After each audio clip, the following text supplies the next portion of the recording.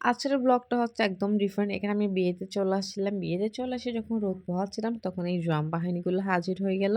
এখন আমরা হচ্ছে একটু রেডি-সেডি হয়ে বিয়ের উদ্দেশ্যে বের হয়ে গেলাম। এখন হচ্ছে রাতে আমাদের বিয়ের প্রোগ্রামটা ছিল মূলত রাত্রে। আমি আমার লাইফে ফার্স্ট টাইম এমন কোনো বিয়েতে অ্যাটেন্ড করলাম। মানে পুরাই ভিন্ন। আমাদের অনেক, অনেক রিলেটিভের বিয়ে হয়েছে। আমার নিজেরও বিয়ে হয়েছে, কিন্তু এরকম ডিফারেন্ট বিয়ে আমি কখনো দেখি নাই। আর আমার এত ভালো লাগছে প্রত্যেকটা জিনিস, মানে একটা মানুষ বিয়েতে কি পরিমাণে এনজয় করতে পারে, আমি এই বিয়েতে না গেলে বুঝতে পারতাম না।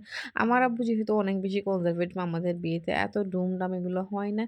কিন্তু ওনারা স্টেপ বাই স্টেপ এত সুন্দর করে সবকিছু সিস্টেম করে রাখছে। আমার বিষয়টা খুবই ভালো লাগছে। বিয়ে তো এরকমই হয়, সবাই অনেক বেশি মজা করবে। নাচ গান তো একটু হালকা পাতলা হতেই হয়। আর এখানে আমার হচ্ছে যে এত বেশি খিদে পাচ্ছে, সেজন্য সুযোগ পেয়ে আমি খাওয়া-দাওয়া শেষ করে নিলাম। খাওয়া-দাওয়ার তেমন একটা ক্লিপ নিতে পারি না। কারণ আমি এত বেশি ক্ষুধার্ত ছিলাম, ক্লিপ নেওয়াটা আমার পক্ষে পসিবলই হচ্ছে না। এখন আমাদের বরমশাই একটু ফটোশুট করতেছে। নিজের বিয়েতে একটু ফটোশুট না করলে কি হয়?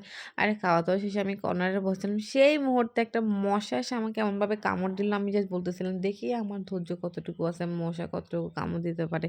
আবার হচ্ছে এখন খাওয়া-দাওয়া করে নাচ গান শুরু হয়ে দেখো পিছনে পিচ্চি মেয়েরা কত সুন্দর করে নাচতেছে। আর এখানে আমাদের বরমশাই, এখন রাতের ১:৩০ বাজে। এখন আমরা যাচ্ছি কনে নিয়ে আসতে। এই বিয়েটা সম্পূর্ণ আলাদা। তোমরা দেখতে চাইলে আমার সাথেই থাকো। এখন এতটুকু বাবাই।